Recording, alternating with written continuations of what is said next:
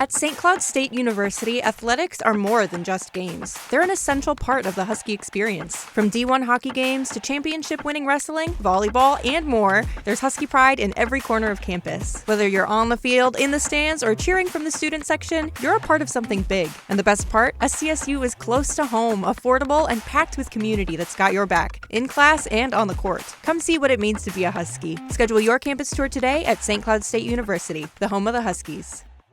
Hey, happy hour. We decided to take happy hour out to the ball game on the road, Lincoln, Nebraska, Haymarket Park.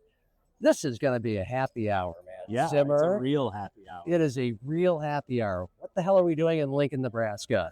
One of the greatest cities in the world. One of my favorite places. We're at the American Association of Professional Baseball All-Star Game. It's going on right behind us here. If you can't see it, it's glorious. The sun is setting. It's a great old classic ballpark. It turned into a beautiful night. It was hot as hell during the walk over here for the home run derby. It was. The derby itself. You got the organ music playing, the crack of the bat. It's still not nearly as fun and kooky as Canaries games, but that's okay. A few Canaries are in this game, and a couple of them participated in the home run derby. Josh Rehwaldt, pride and joy of the University of Sioux Falls. Almost won it. Almost won it. He had the most home runs through 2 rounds, but lost in the championship round to the best home run hitter in the league. Jose Sermo from Fargo. Not Jose Cuervo, which I thought I was hearing. It's Jose. We'll get to him later Sermo, tonight, I think, probably. who had his own song. Somebody, I think, in Fargo wrote a song for him. It was a little weird. Great song. It was a little weird. It rocked the house. Anyway, we will get to Missouri Valley Football Conference Media Days and our takeaways from it. We have Coors Light on tap. Cheers. Sorry, there were no Budweiser cans available. No Budweiser on tap. I got a ball. Where'd you get the ball? At the home run derby. Somebody shanked one right to me, so I pocketed it. Was that the one when we were talking to Jabari Henry? I think so, yeah. It landed 5 feet. Jabari Henry, the all-time, the shirt says it, the all-time, you're watching on SiouxFallsLive.com, the all-time home run king, not just the Canaries, but the entire league. Sounds like Sermo's chasing him down. Yeah, Sermo's still playing. They're both still playing, and they're kind of like neck and neck career home run-wise. Yeah. And Jabari Henry from the Canaries, injured the last few weeks, a lower body injury, did not participate. No.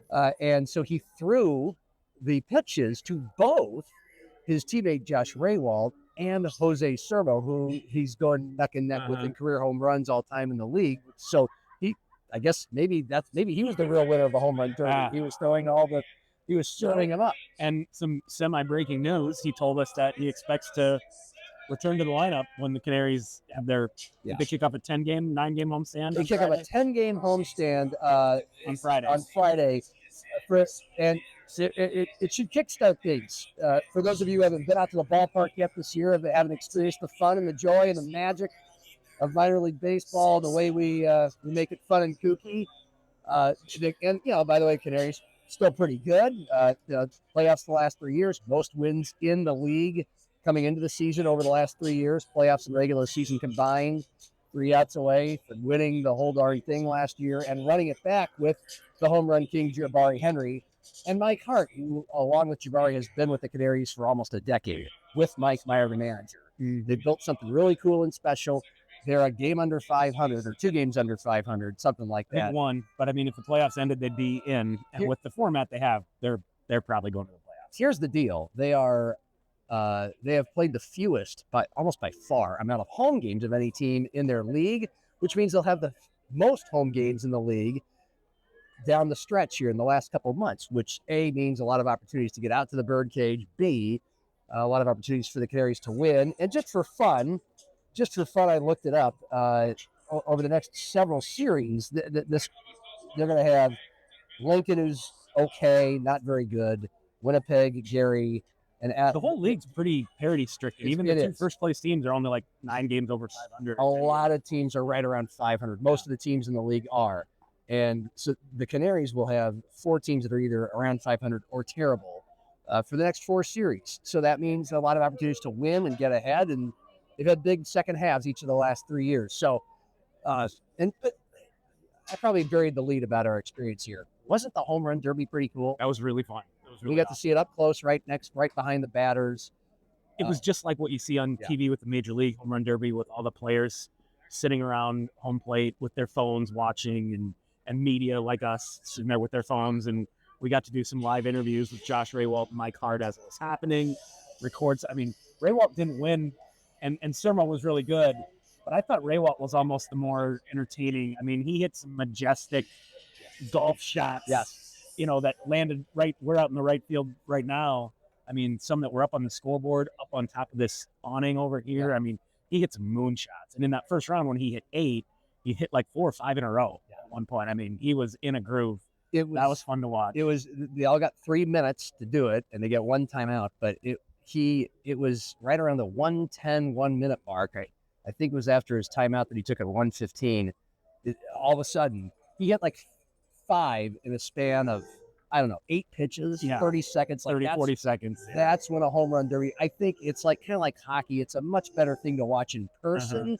I think home run derbies are boring when you watch them on TV. But when you're up close and right behind the bat, you can hear the sound. I know it. Oh my! And Josh Rehwaldt, the sound of his. And then you just see them get literally into a slot, into a groove. And conversely, in the championship round, Sermo got into a groove, and Rehwaldt was not in a groove. He got into a little bit of a rut, and then he got back into it. He had 2 with 30, 40 seconds left, and then he hit 3 late ones. You're like, oh, he's got 5. That might be enough. But Sermo was kind of, he was in a it was impressive. And some of these guys, and another thing we'll mention while we're here, because it's, I think, the first time either of us have been to an American Association, which is an independent league. People ask, it'd be low AA, high single A level. Some of these guys have maybe gotten a shot in the big leagues or triple A. Some of them haven't. A lot of them got hurt and got cut, and that sort of thing. They look, when they put on the uniform, they all look like Major League Baseball. Sure. It's a really high level of baseball, and it's really impressive when they're, especially a guy like Jose Sermo, you're like, this guy looks like he should be playing Major Leagues. Yeah. Well, so does Josh. He's 6'7", 250. Yeah, he's a big boy. He's a tank. But we will say, if you want to like give a classic example of maybe the differences of this and the big leagues, it's the fact that we were in a harm's way a couple times, right, of foul balls, down by the third base dugout. When you watch the Major League Home Run Derby, I was telling one of the first times I watched one on TV with my wife, she saw all the fans and players sitting like 10 feet away from home plate. She's like, isn't that dangerous? Like, no. When Major League players are up there hitting for the Home Run Derby, it's just like you said, it's like golfers. Yeah. It's safe to stand 10 feet away. They're not going to shank one into the gallery. Kind of the same with these guys. There were a couple of like, oh, maybe this isn't so safe. Yeah. Where they duffed a few off into the side. And you can see a couple of them, it took like 3, 4, 5 pitches. We saw some swings and misses. We saw some little tappers. Yeah. But then you get your timing down. You get in a rhythm with how the BP pitcher is throwing it, where he's putting it. I mean, it's harder to do than it looks. You know, in the major leagues, a lot of times the guys are so physically strong, or they're able to generate so much bat speed because of their hands that they can just make a ball go that far. Yeah. If you're not that skilled of a hitter, well, the pitchers are only coming in at 50 miles an hour. So you have to create all the power yourself. You know, I only hit a few home runs in my playing career. They were all off really fast pitches where the pitcher created as much of the power as I did. If I run out in a home run derby like this, I wouldn't get one within 30 feet of the fence. I just didn't have that kind of power. Yeah. It's harder to do than it looks. I better mention this before I forget. You gave me a tiny little crack. I hit the first home run of my life In softball? on Sunday. Now it was an inside the park home run. They all are. And it would have been a double probably. I hit it pretty good into the deep outfield, but dude bumbled around with the ball off the bounce. It went past his glove, and he was kind of slow, and so was the guy backing him up. So congratulations. It's a good feeling, isn't it? 3 players on my team proceeded to do the same thing in that inning. So it was nothing special. Savor it. But It's one of the best feelings in sports. Yes, but I did as I crossed home plate. I'm like, oh my God, because he was giving me the, third base coach is giving. I'm like, really? I'm gonna get a home run here? I'm like, okay, that was good. But there was not really an interruption because I think everybody knew that was mostly innings. I think Anthony Hall's in the game over here playing right field. Anthony Hall is one of a pair of new Sioux Falls Canaries players who is having a very decent season at the plate and is a fun player to watch if you ever get out to the ballpark. Canaries have 4 All-Stars, right? 4 All-Stars. Yeah. Rehwaldt, Hart, Michael Curiali is the starting shortstop. Good job. And Holland right. Yes. And by the way, at SiouxFallsLive.com, we provided some interviews with Mike Hart and Josh Rehwaldt before. Right now, they're just on Twitter. Eventually, they'll be on Sioux Falls. Yeah, probably when people are consuming this. Just about the experience of getting ready for the home run derby, the strategy. We kind of did the before with Rehwaldt, who made it all the way to the championship round. We did an after interview. Mm-hmm. We also caught up with Jabari, just about talking about being here. He is the home run king of the league. And by the way, Mike and Jabari are two veterans in their 30s who were this close to winning a title and going out on top. But before Game 5, win or lose, winner take all of the championship, the American Association last fall at the Birdcage. Well, you'll hear the story from Mike. Mm-hmm. I basically gave it away, but here they are. This could be their last go, and so I'm excited to see what happens these next couple months if the Canaries can heat up. Well, like I said, they're probably going to make the playoffs at least. And then once you're in the tournament, you got a shot. Yeah. Oh, my microphone has been away from me for a bit. Yeah, you can't clip it to the thing. I tried to. That didn't work. You kind of got it. All right. Yeah, you can hold it, I guess. I hope it comes out okay. All right. Meanwhile, hey, Twins are in their All-Star break, and like the Canaries, they are one game under 500. They are so much like the Canaries. A game under 500, competitive in their division. A few games ago, it appeared that they had a 26% chance to win the division, but only a 16% chance to win the wild card. Which is wild because if the season ended today, they'd be in. They would. The third wild card. They are tied with the Mariners. That's going to make things, I don't know, potentially wild as we get toward the trading deadline in early August. Well, it's because they, like the Canaries, have a weak schedule. They do. Coming up. But so does every team in the American League, kind of, because there's no good team. That's true, yes. And the other big thing is you've got, you're in the race. You would be in the playoffs as the season ended today. But they don't seem like they're a serious, actual, wild World Series contender.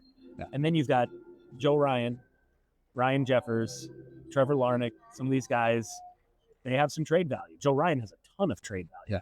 What do? Do you hold on to him and make a run knowing that, let's say you win 82, 83 games, get the wild card, you're unlikely to actually get to the World Series anyway, and then you lose those guys for nothing?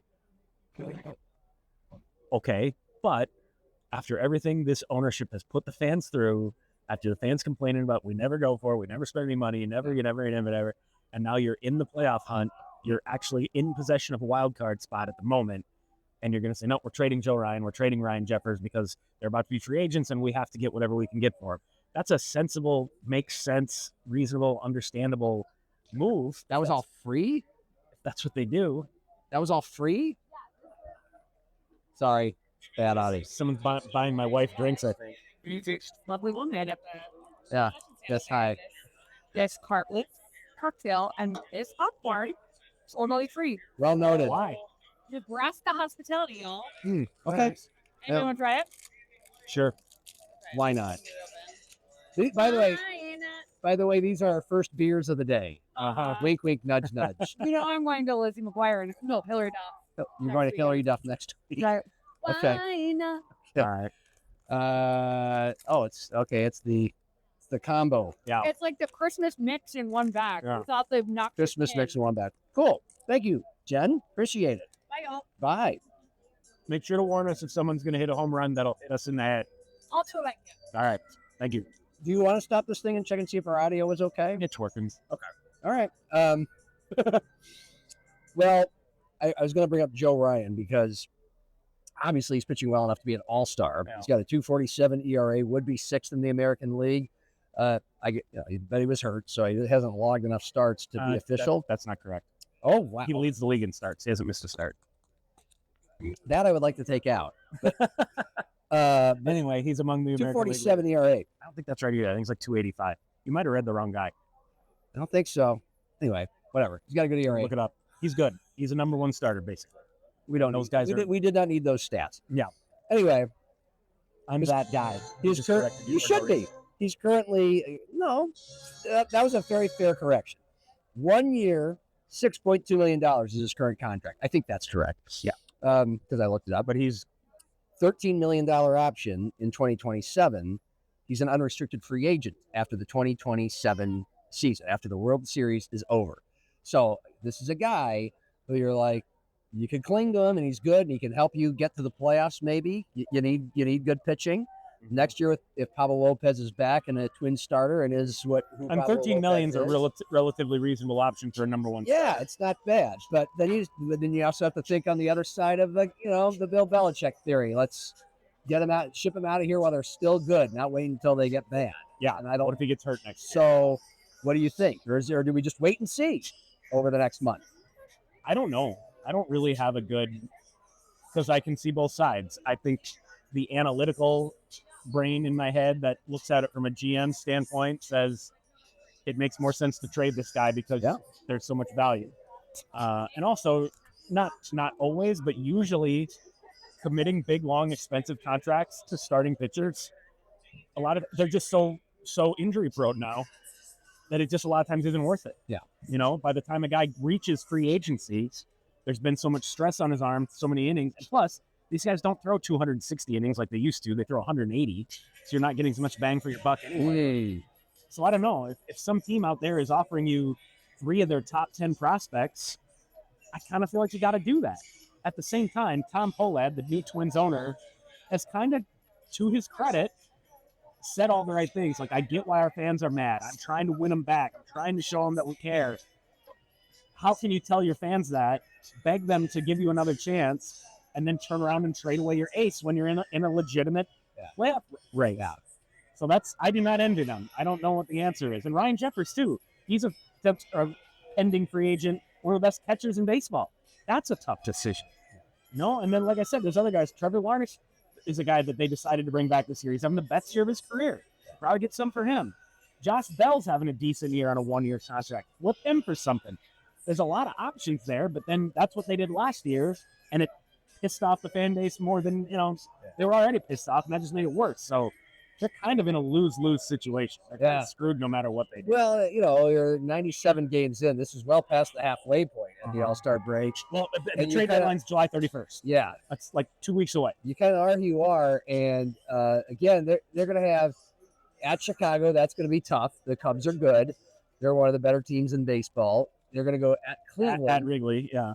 Then they got to go to Cleveland, where they won a couple games on their recent trip there. But it's, that's an even draw or so. But then they're going to be home against the Royals, the A's. They go to Seattle, which is about it. Literally the team tied with them. And that takes them to the trade deadline. Yes. And so I think those games are going to decide what they do. Yeah.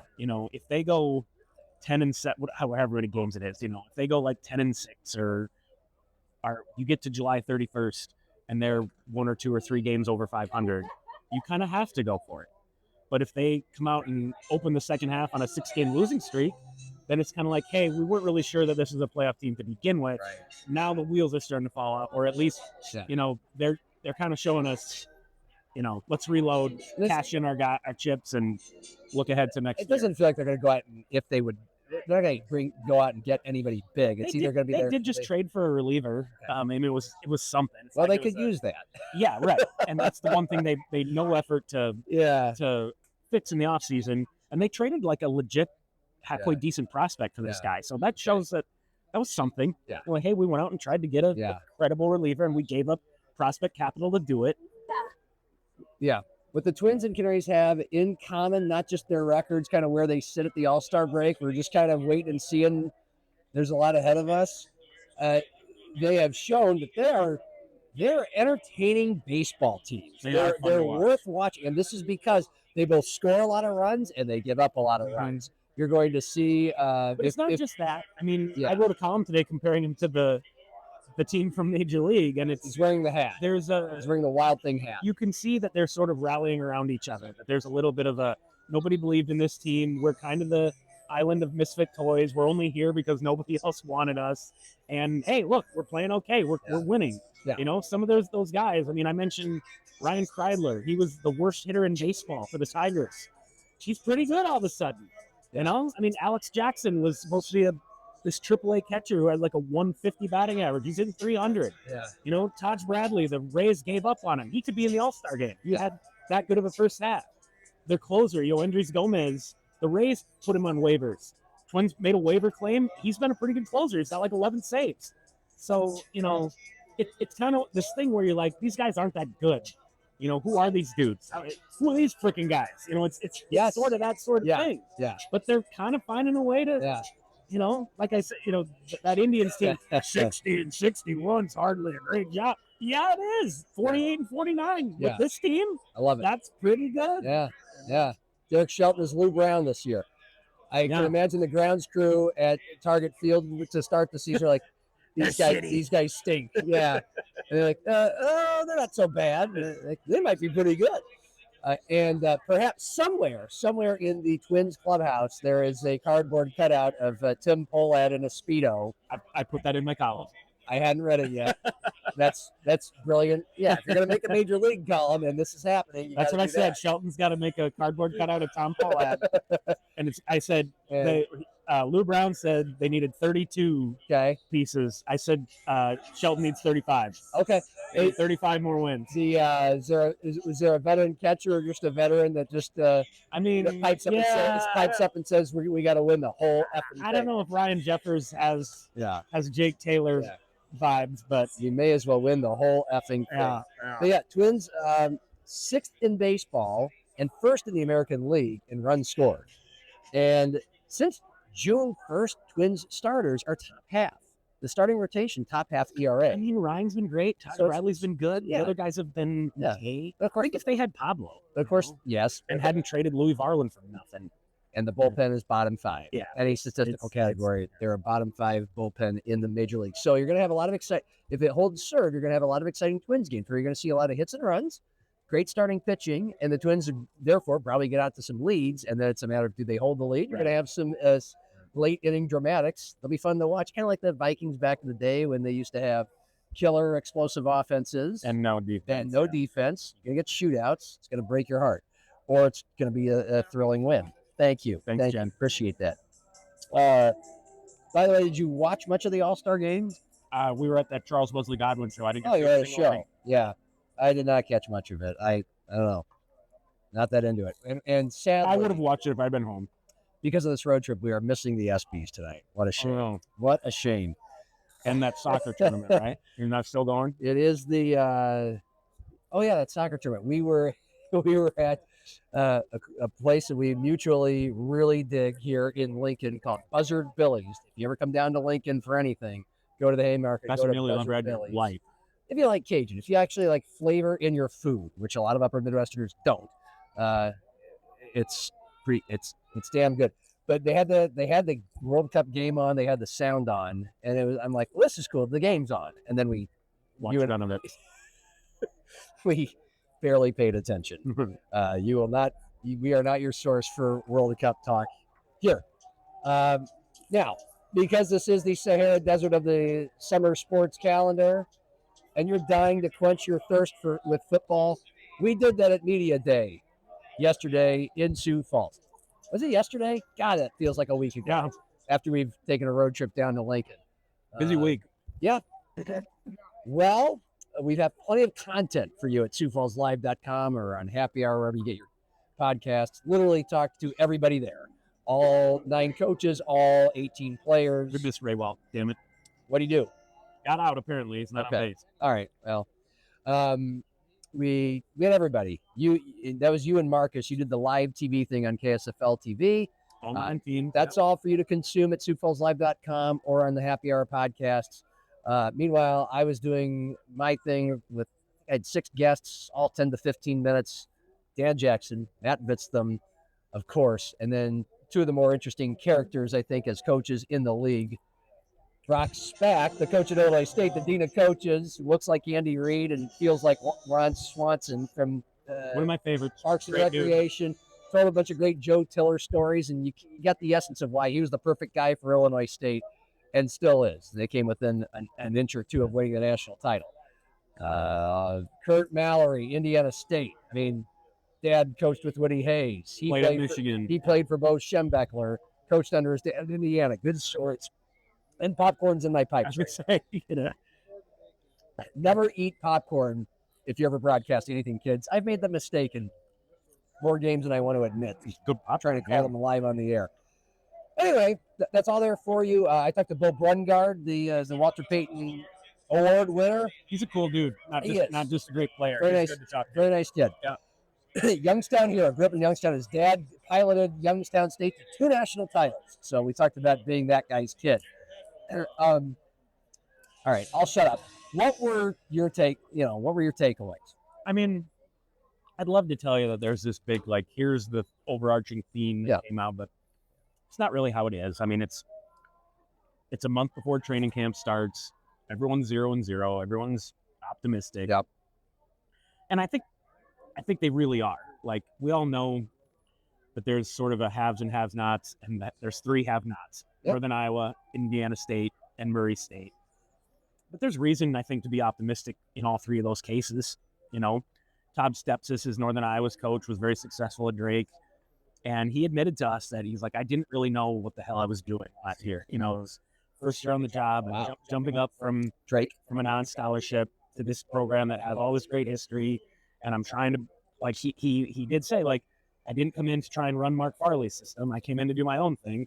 And, well, it took a while to figure that out. That's usually what happens. Yeah. And he said, you know, it was a whole year of trying to. Wow. Jen. Yeah. Delivering on popcorn. I guess so. And so people love listening to people eat popcorn. I was going to say, they love listening to us eat. So they feel like they're a lot further ahead than they were. Does that mean they're good enough to beat any of those top 6 teams? I don't know. Indiana State, I mean, they beat the Jets last year in Brookings. It was kind of a fluky win. Yes. Some weird things had to happen. They only had like 180 yards of offense in that game. Wow. But they still beat, a supposed national championship contender. So I think that gives them some confidence that they can do something. And then Murray State clearly was a much better team at the end of the year. They were clearly going in the right direction. And how much momentum that creates going into this year, like on the field, I don't know. But Jody Wright told us, like, hey, they kind of get it here now. Like, if we're going to win in this league, if we're going to be a part of the Missouri Valley Football Conference, we got to start investing. Yes, and administrators and boosters. Yes, yeah. And he's like, they are investing in facilities, in scholarships, in everything, and really, really stepping up their game. Will that make an impact on wins and losses this year? Maybe, I don't know. But it sounds like within a couple of years, it could make a difference. Northern Iowa is a perfect example of how that matters. They used to, except in sort of the opposite directions. They used to be a powerhouse. Yeah. Then they stopped spending money, or at least stopped keeping up with the North Dakota States and the South Dakota States. And now all of a sudden they go from, hey, we're an FCS powerhouse to we're Western Illinois. We're Murray State. So you got to spend money. And if Murray State's doing it, it's probably going to make them a better program sooner than later. Yeah, well, and Jody Wright's a guy that I wish I would have talked to. He'd have Lane Kiffin and Nick Saban stories. He's been around the block. Yep. And it'll be real interesting to see if they break through. They beat Indiana State after Indiana State beat the Jacks, for what that's worth. Jacks are preseason favorites by a wider margin than I thought.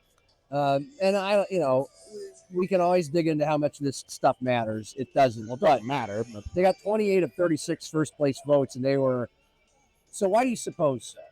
They have the most people back. Yeah. And they got not just the quarterback, because there's 5 really good returning quarterbacks in this league. There are. But I think if he's healthy, Chase Mason's probably the best one out of those guys. Well, how dare you, sir? I mean, Bo Brungard's great. He's played 9 games. Bo Brungard's great, but he's, and just the wide receivers that are back, the tight ends that are back, the offensive line that's back, the linebackers that are back, the D line that's back. Yeah. Second year under Dan Jackson. And also, they were 7-0 when Chase Mason went down, Yeah. And that was with kind of a ragtag put together on the fly sort of team. Right. It's like, we're 7-0 and we don't even know what the hell we're doing. Yeah, it wasn't exactly a rock'em sock'em performance. Some of their wins were by wide margin. They beat the team that won the national championship at their place. Yeah. Game 2, where you got to take that with a tiny grain of salt, but that's still a tough win. I mean, that's a tough win. I'm not saying it's not impressive. It would have been harder to beat them late in the season, obviously, but they scurried away from Youngstown State in a shootout with Bo Brungard, which every game against Youngstown State is a shootout with Bo Brungard, and we're gonna have that again this year. Illinois State's number 2. They came in runner-up. They lost their quarterback, so they must have other pieces, including Victor Edwards, second best returning receiver. Sinai Camp, maybe the best defensive player in the league. And you got Brock Speck, and there's a track record. So well, and I don't know if you talked with Brock about this, because I know you talked to him more about sort of historical, big picture stuff. We asked him, how do you run it back after coming so close and then losing Rittenhouse? Yeah. I think Tom Zach graduated too. And he said, well, yeah, there's some question marks. We lost a lot of guys. But he goes, we played 17 games last year. They did. That's incredible. That might be a record for college football. Wow. And he goes, do you know how many more reps that got for our 2s and 3s? How much more prepared our guys that are going to be stepping into those starting roles are this year? Because they played 17 games. Yeah. Think how many practices that was. So he said, and he was very candid about it too, because he was like a lot of coaches say, like, oh, we get more practice. And it's sort of just, whatever, a cliche. But he's like, I could literally see this because of all that extra practice. Like, wow, these guys are getting it. Yeah. These guys are coming along. These guys are way farther along because of, like, if our season had ended in November, we'd have not made the playoffs. Yeah. Their development would have stopped right here. But we got to play for another month and a half, so their development is way out here. Yeah. That to me is significant. Makes sense. Youngstown State third. I mean, they got the guy who was voted the best player in the country. That's I picked him second in my poll. They have a little bit easier schedule than some of the other teams, so that plays in. When you've got a 1 through 6, that's pretty close. Yeah. They're all like, you can pick Illinois State second and USD 6, but think that they're basically the same caliber team. Yeah. Somebody's got to win and lose those games. So I think all 6 of those teams are pretty good, and a lot of that might end up coming down to who's got the tougher schedule. USD has a tough schedule. They do. SDSU's is tough. It's spaced out well, or they don't have any back-to-back killers. But they got a couple patsies. Yeah. And USD doesn't. Yeah. And any memorable said by the Youngstown State camp? No, not really. It's okay. I can admit that. UND, I had a great conversation with Eric Schmidt. He told great Kalen DeBoer stories because he coached with Kalen at both Southern Illinois. Well, then Kalen hired him to Fresno State. Right? Fresno State brought him to Washington. I'd be interested to hear why he didn't go to Alabama with Kalen, so he ended up at San Diego State, and now he's at UND. But, it feels like UND has not turned the corner yet. Last year was a Bubba Schweigert year. They were 7-5 again. 1-1 in the playoffs, 8-6. But 5 losses by 5 points or less. And as he mentioned, they led Kansas State the entire game in the last 3 minutes. Yeah. Same thing with NDSU and Montana. Think about that. North Dakota had those 3 teams on the ropes. They were pretty good. Their quarterback returns, their pick to finish 4th. But it's kind of like, and then their recruiting classes apparently have been stellar compared to the Bubba Schweigert years. If you asked me to rank the teams in like a power poll, I'd have UND number 2. Okay. I voted Youngstown State number 2 because when I filled out my poll, I went through each game went through the schedule and picked a winner, and then added them all up. That preseason poll is based on how you think they'll finish, not how good you think they are. Correct. I think North Dakota is the second best team after the Jacks. And then USD came in 5th, and I loved how Matt Vitzthum admitted to me, that he didn't say it. They're like, that pisses us off, but we're used to it. He said every Dakota school gets ranked ahead of us in every preseason poll. No one seems to remember or pay attention. Again, I'm paraphrasing that we're the only team in the country that made the quarterfinals out of the last 3 years. And I even tossed in, since he didn't, you finished sole second last year to the team that left. So you're the best returning team. Or you have the best record of the returning team. I mean, quarterback's a big question mark. And that's it. Because you look at the poll. End up out of here. Home run about 30 feet away from us. Thanks, Jen. Thank you. Good eye. Is the East still kicking our ass? What's the score here? Yeah. The East has, I don't know. It was like 7-0, and then Rehwaldt had an RBI single. They got a little bit of a rally. I think it's like 7-2. It was a total piss pounding at the start. It was 6-0 out of the chute. 8-2 now. They have the 2 best teams in the league, Milwaukee and KC over there in the East. Okay, 8, whatever. Oh no, it's 9-2. 9-2 in the 7th. So wrap this up here pretty soon. I think USD. USD. Yeah, they didn't have a returning quarterback and whatever. I do think people are going, oh, LJ Phillips is gone, not realizing that. I said to somebody yesterday at Media Day, like, they're almost better off that LJ Phillips left not because he isn't great, but what would they do if they had LJ Phillips and Charles Pierre coming back and Keandre Jones-Logan? Yeah. And the kid from Texas, I can't remember, his name escapes me. Like, they might have the best running back room in the FCS even after losing LJ Phillips. Yes. And good. I don't think people are considering that. They're just going, oh, they lost LJ Phillips, and not paying attention to the fact that all those other guys are still there. Yeah, Charles Pierre. Running back is not their issue. Well, and it's great thunder and lightning combo. The power of Pierre is going to get a bulk of the carries, but then you're going to switch it up and find ways to get key in space, and it's going to be powerful. There's a couple other guys in that room that are good too. And that's going to compensate for a new quarterback. And whoever they have a quarterback might be really freaking good. Yeah, I don't know why people are assuming that it's going to be a black hole or something. But that quarterback doesn't need to be good. Newsflash: Aiden Bauman didn't need to be very good. A lot of the time he was, but you can run for 250 yards a game. Yeah, there's not a lot of pressure on the quarterback. So I would guess I'm not going to predict where. But I think USD is going to finish higher than 5th. I do. But schedule matters, and it's a tough one. And then SIU is the last of the kind of the 6 teams that are the halves, and they have a returning quarterback in DJ Williams, who's sneaky great, but it just doesn't feel like they're a very complete team, kind of like Youngstown State. They've got veterans though, man. Yeah, I mean, that was one thing Nick Hill talked about is we have a lot. Everyone thinks that football is like basketball and everyone's roster is starting over every year because of the transfer portal. There's certainly a lot of that happening. You're losing guys to the portal, but there are still a lot of FCS teams that can hang on to their guys. And Southern Illinois has got some veteran guys that have been here for 2, 3, 4 years. That's going to make a difference. Yeah, they're going to be a tough out for sure. All right. And meanwhile, today, we didn't see or consume much of it because we were on the road to Lincoln and enjoying our Buzzard Billies while not paying attention to the World Cup. But it was Mountain West Media Day today. I don't know if they have 2 days or 1 day. I think they have 2. But our friends in Fargo and Forum cover the crap out of it like they always did, like they always do everything. Dom Izzo, Mike McFeely, Jeff Kolpak. Thank you. We encourage you to go to inform.com to consume all that coverage. Let me ask you this, since I don't know what was said. I'm sure nothing outlandish.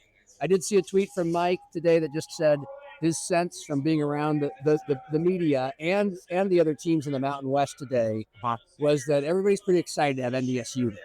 I think so. There's a brand there, and it's powerful, and it's intriguing. And he said that and I don't think Mike lies or embellishes, that at least reporters are very looking forward to going to Fargo Dome and experiencing whatever that is. I don't know about that. I think there's some genuine curiosity. What's this program all about? Yeah. Because we know FCS is a pretty good level of football. Yeah. You know, they send guys to the NFL. They beat FBS teams on occasion. And this was the best one. They won an unprecedented number of championships. Clearly, there's something special. All the guys they put in the NFL. Well, let's see it. How good are they? Especially, they're not joining the Big Ten. They're not joining the SEC. They're joining the Mountain West, which most of us think isn't that much better than the top level of the Valley anyway. So I think there's a lot of curiosity. I think there's a lot of intrigue.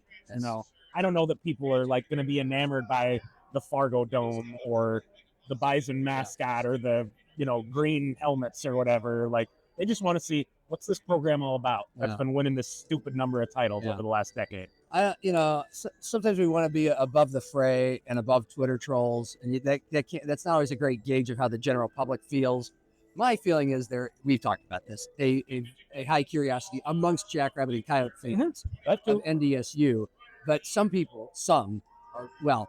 South Dakotans are bothered that we're talking about it. Like they're not here anymore. Stop talking. Well, and then we even have Bison fans going rent free in your head. Like, fuck you. It's our job. We're talking about. Yeah. They it's like they don't get it. Like, it's kind of yes, we're watching them because we might we as in South Dakota teams might go there someday. We watch college football. We do, but also our teams might go there someday. So yes, we're seeing how that all goes. I guess it's all the only oxygen is you'll say. I will say we asked almost every team at Media Day what their feelings were on NDSU moving on. Yeah. Every one of them said we're gonna miss them. Yeah. We missed playing in that game. It's great.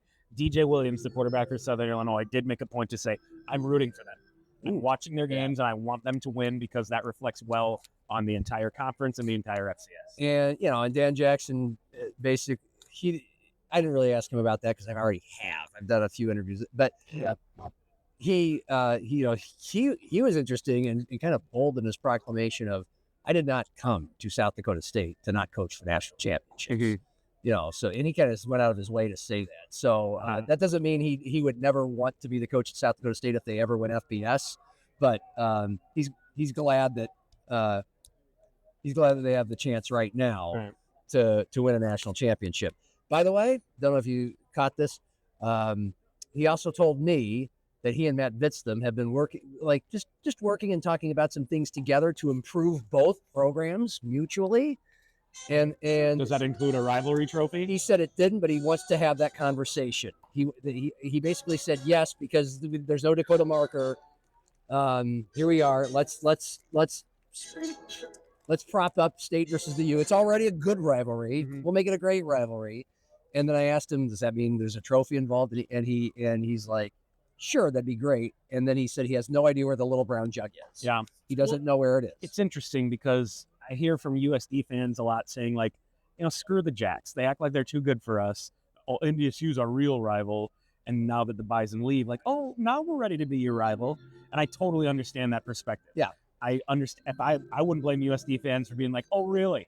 Yeah. Now we can be your rival. Yeah. But the only thing I'll say on the other side of it is that we're too good for you stuff only came from the fans.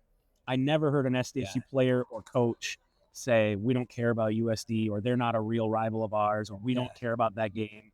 They were always like, yes, the Dakota marker is our big game, but this one's big too. I mean, and we respect the Oats, and we look forward to playing the Oats. So if that helps at all to sort of grease the wheels of getting that rivalry going, I think it's worth pointing. Everything was so obvious. They have the Dakota marker. Those two teams came in first. I know. But if you're a USC fan, I don't blame you for being like, screw these Jacks fans who are like, we're better than you. You're not really our rival. We don't care about you. I get it. Yes. And then all of a sudden, like, oh, now it's a rivalry because we lost our Dakota marker. I get that. Yeah. I'm just saying the players and coaches never said that. Players and coaches never did that. Yes.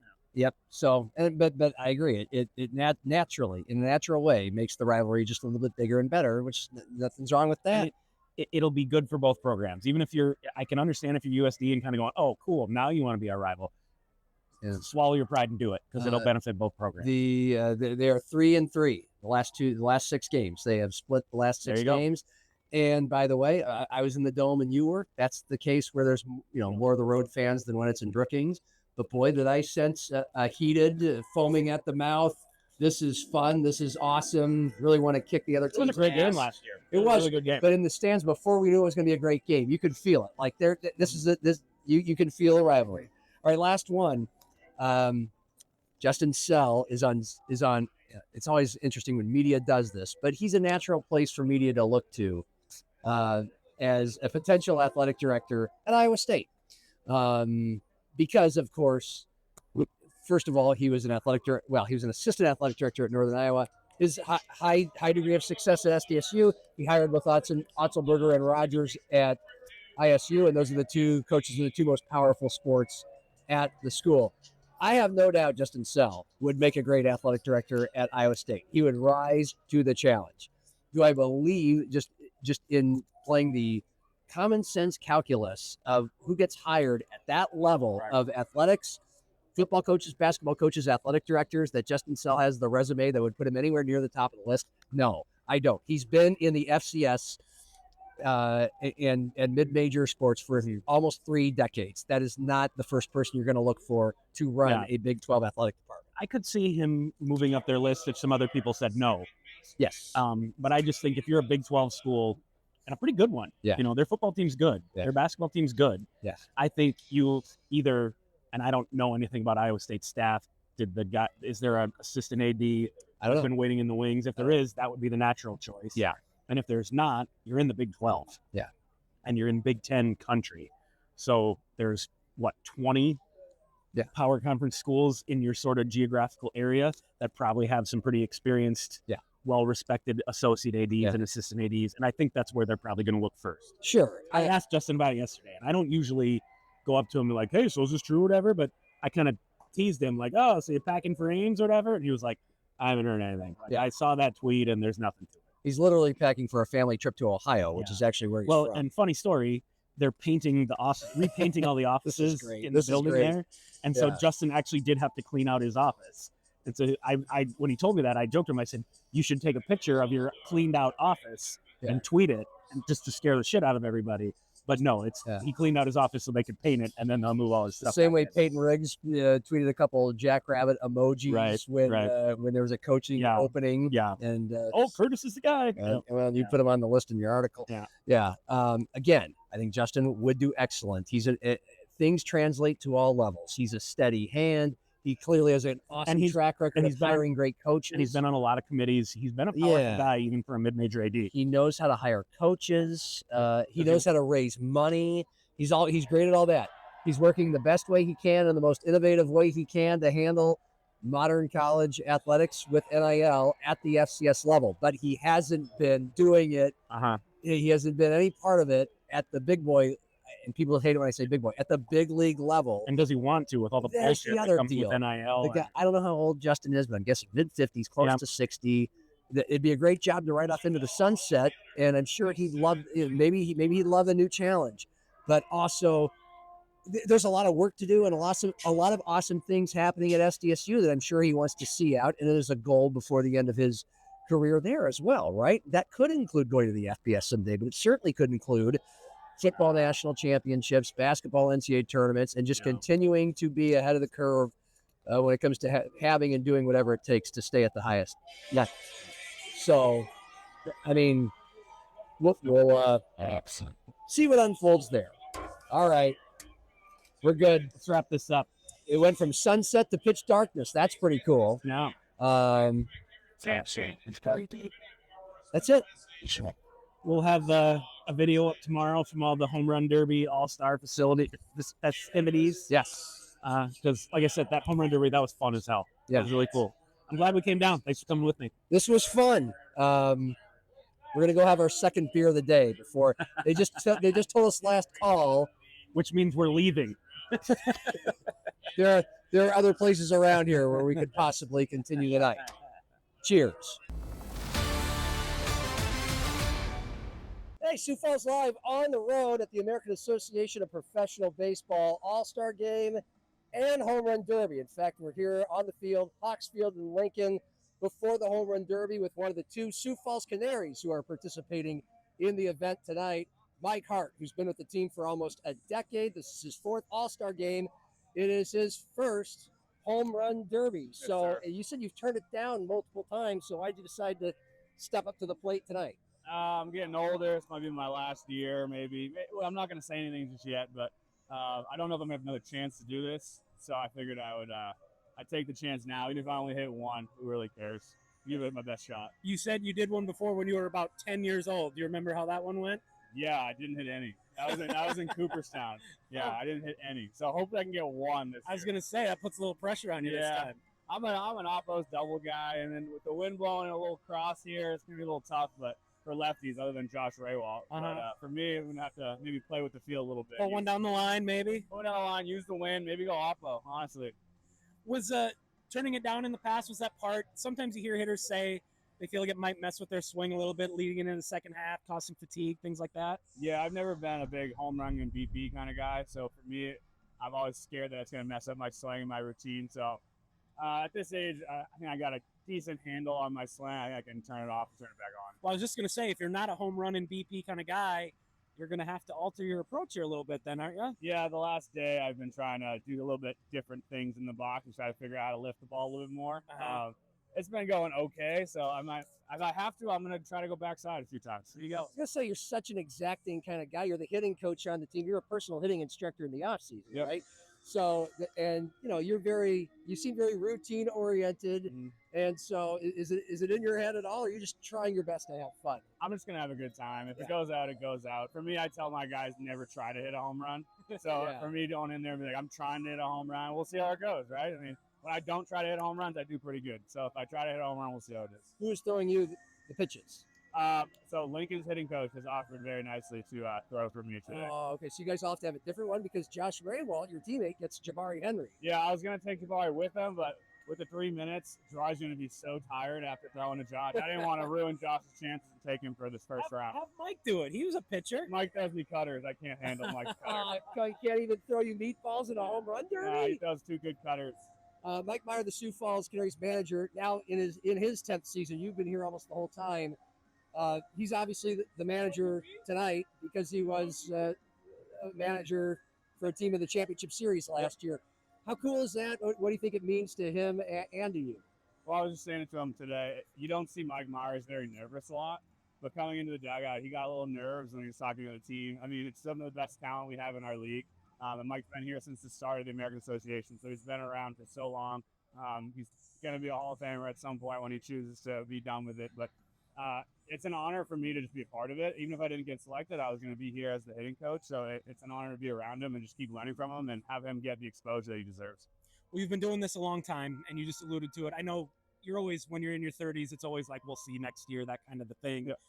With that being the case, whether this ends up being your last year or not, do you kind of at events like this, or even throughout the season, find yourself kind of taking in the sights and sounds and saying, hey, I want to remember this because I don't know how much longer I'm going to do this? Yeah, for sure. I mean, this year and the last year, I've been trying to really live in the moment a little bit more, meet more people. I remember, like, it's baseball one, but you get remembered more as a person as you do as a baseball player. Like we said last night in the Hall of Fame dinner, like stats don't really matter that much.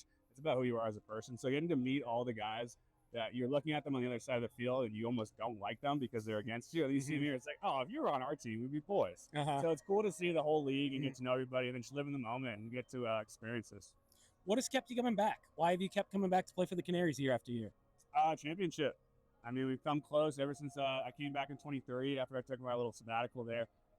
Ownership, GM, Mike, and our coaches, it's one thing, one goal only is turn this franchise around. And we have a winning culture now. We have guys that want to come and play for us, and it's just about winning a championship for the hometown. And can you pinpoint the moment that you and Jabari looked each other in the eye? Wasn't it before the final game of the championship series? Yeah. We even decided before that game, yeah, let's do it again next year. Yeah, I was hitting one, he was hitting two, and right before I stepped up to the plate in the first pitch of the game, I looked at him and I said, hey, you done? And he goes, nah. I go, me neither. There, let's go do it. Very cool. And so far this year, you guys, you're 6.5 back in the West Division. You're right around the 500 mark. We're halfway through the season. You'd be in the playoffs because you have to be in the top 4 in the division. Yep. But how do you feel in general about how the team is playing and where things are headed in the second half? We have an idea of where we want to be in all spots of the season. Sitting around 500, it's obviously not what we want, but it is something that tends to happen when you have to worry about bullpens and injuries and all this stuff. You can't win every game. So playing where we need to be, but getting all these young guys to, cut the bridge a little bit and learn and develop as we need to. We have a lot of young guys in this league this year. So getting them to kind of fail on their own, that's the best way to learn is to fail. We can tell you all the time what you need to do, but until you fail it yourself. So it's good that they're starting to fail and they're starting to rebound and make the adjustments. So I think we're going to have a good second half.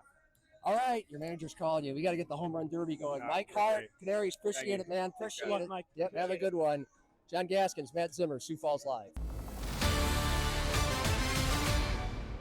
Hey, Sioux Falls Live on the road at the American Association of Professional Baseball All-Star Game Home Run Derby.